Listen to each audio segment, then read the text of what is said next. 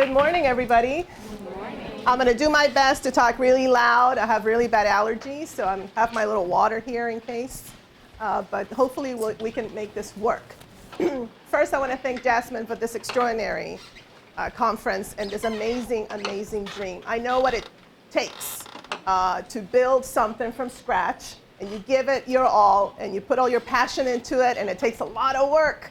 So I'm sure she's thrilled. Let's give her another round of applause. And so I want to thank her for inviting me today to talk to you. As she mentioned, I'm a council member in Montgomery County. We have 9 council members, and we all work together to pass the budgets for which we can then fund extraordinary places like this college and the school system and the libraries and roads and everything you can think of. So there's 9 of us, and we pass the budgets. We also pass the laws by which this county operates. We make all the land use decisions, right? So for example, if there's going to be a project, a building, a big redevelopment, we do that as well. And I have the pleasure of, and the honor, of being the first Latina woman to ever serve on the county council. And so I wanted to talk a little bit about my experience as a leader getting to this point in life, because I know probably many of you perhaps came from another country, maybe your parents came from another country. How many of you have that story in your family? Either you came or your parents came from another country. So it is extraordinary to have an opportunity, right, to be here in this extraordinary country. And as it was mentioned earlier, this is a special year because we're going to be electing a new president. But there is something very interesting and very important when we talk about leadership and we talk about girls and young women. Because oftentimes, especially in certain countries where we grow up, and I was born in Venezuela, and I was raised there until age 17 when I came to the United States to go to college. But you know, it was not very typical for a 17-year-old, and I was the oldest, for my parents, for example, to say, sure, we give you permission to go to the United States by yourself, where you have like no family whatsoever, and go to college. So that wasn't very typical. But there was something very interesting. We had the opportunity to live in the United States when I was 10 years old. That's when I learned English. We lived here for 2 years in Missouri. And my father was here finishing an engineering degree in petroleum. And I remember being so excited and so happy to be here in the United States because I'd always wanted to learn English, always. I used to see a lot of little kids running around because in the petroleum industry, in the oil industry, there were a lot of contractors. And I would hear this interesting language. You know, it sounded like, she smash, smash, smash, smash, smash, smash, smash. And I would go home and play with my dolls and stuff. And so when my dad was like, hey, you want to go to the United States? My mom thought he was crazy. I was like, sign me up, right? So I learned English very quickly. It took me like 6 months. And then I became like a spelling bee champion in 6th grade. It was awesome. But it was because I had this desire to learn a language and to also explore as much as possible opportunities. You know, this notion of opportunities is so critical because I think that's what happens a lot with young girls, is that, you know, sometimes we think that certain opportunities are not for us. Because maybe we don't see a lot of us in those places. And so it's very interesting because when I look back, I wasn't thinking about this when I was doing all this, but now that I reflect on it, I realized that my parents really had a great vision because they didn't freak out when I said I wanted to come to the United States at age 17. They said, you know what, we trust you, we have raised you right, we know you can do it, but we have high expectations for what you're gonna do. And it's a long story. I came in 1983, here I am. I graduated from the University of Missouri-Columbia. I ended up in this region that I love, Washington, D.C., doing some work. I met my husband, who's originally from Haiti. We moved to Montgomery County because we were in D.C., and we have 2 daughters that you might meet later on because they're going to moderate some of the roundtable discussions. But what really got me interested in leadership was this notion that ever since I was a little girl, there were some things that used to really bother me. anytime I saw anything or experienced or witnessed injustice of any kind, or things that I felt were not necessarily fair, there was something inside of me that just, like, I don't know, like my heart started beating faster, or I just felt a little bit like, oh, I gotta do something. And so it could be very small things. You know, it could have been the little kid who was getting bullied in the playground. Maybe it was that young Vietnamese refugee in my 5th grade class here in the United States. The two of us were the only kids ever in that school that didn't speak English, so didn't know what to do with us. And it was easy for me to learn English, but not for him, so I used to really support him as much as I could. So there were so many things that I always felt I wanted to do whatever I could.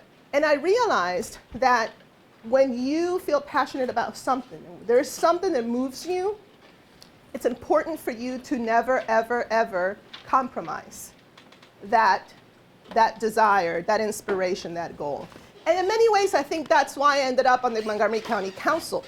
Because when my children first had to go to school in Montgomery County, I quickly realized that, you know what, I have to be very involved in the schools because we have some issues with achievement, and we have some issues with, you know, the need for parents to be very involved. And I didn't know anything about, like, you know, schooling here, because I mean, I was only here when I was a kid, but I knew I had to get involved. And so I quickly realized that I had to do that, not just for myself, but maybe because there were other parents who perhaps were working 3 jobs and they couldn't advocate.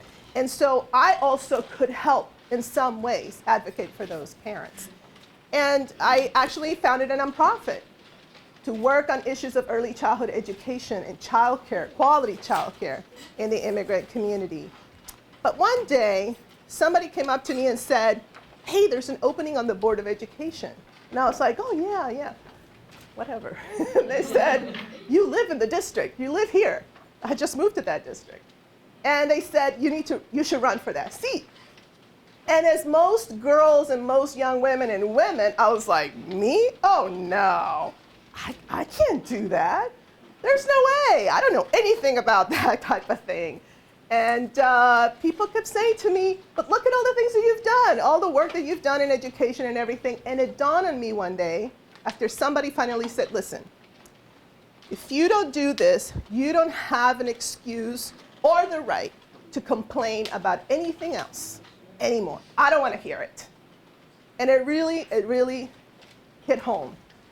Because I realized not to be arrogant, thinking that I'm the only one that could do it, but I realized that, yeah, I had this experience and I had this real passion around how to address issues of inequality and issues of that affect the achievement gap and things like that, and I could make a contribution, so I decided to do it. And I won. This was 2004. I was appointed. In 2006, I had to run for the seat because it was halfway through a term. And it was a tough race. It was really, really tough. And one day, maybe I'll share with you all the interesting things I learned from that experience. But I won in 2006. I became president of the Board of Education. They asked me to be president again the year after. So I was like, it was very unique, president of the Board of Education. So that's the body that makes all the rules, all the policies for the school system. It also recommends the budget. And I was there for 5 years. And then in 2008, the person who represented my district passed away in the council. And I was pretty much recruited. And you know, people told me, you need to do this. And again, I said the same thing. You know, it was kind of like, oh, I don't know. But then I realized, wait a second, you know, quality of life in this county is not just about education. It's also about what do we do with our libraries, and what do we do with the roads, and what do we do with transportation, and what do we do, you know, with people who perhaps need help feeding themselves or are affected by poverty. And I realized that perhaps I should try this. I lost in 2008, but then the person who was elected, he passed away the year after. And then I decided to run, and it was tough. I had somebody who was very rich running, so it was tough. I had to be really focused. At the same time, my younger sister was dying of breast cancer.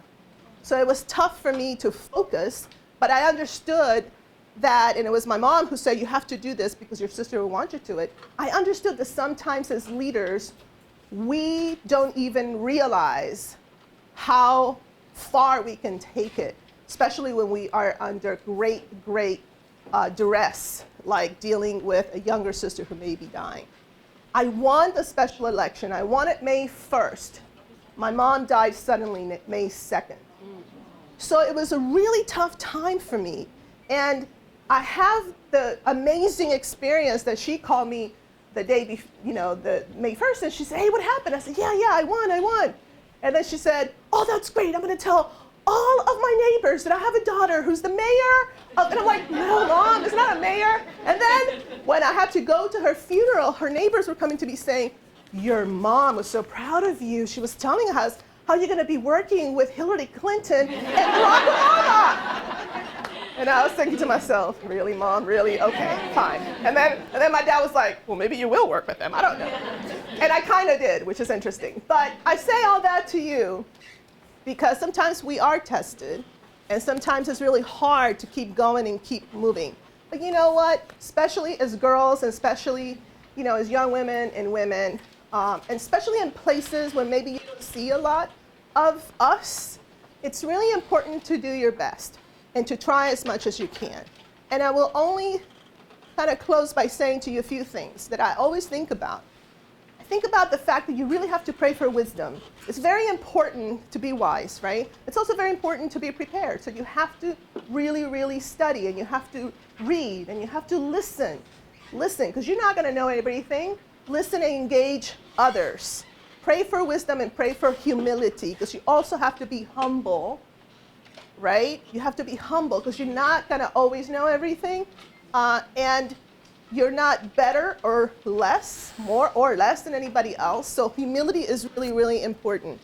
I like to give that to you as a challenge. But the best challenge that I can leave you with is to always remember, and be as disciplined as you can, to remember that you have everything that it takes. All the skills, you have all the knowledge, you have it all within you.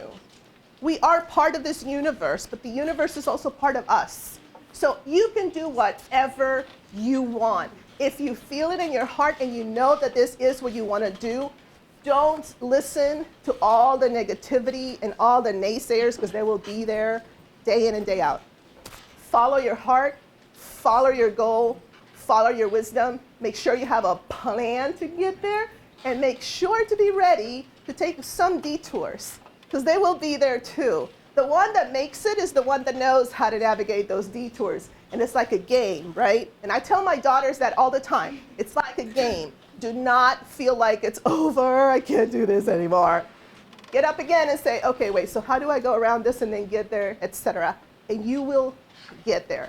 So I congratulate you for being here on a Saturday morning, the young girls, the older girls, the moms, everybody. Thank you for being here, and I hope that you have an extraordinary day, and hopefully you'll meet my daughters later on as well. You can say hello to them for me. Thank you.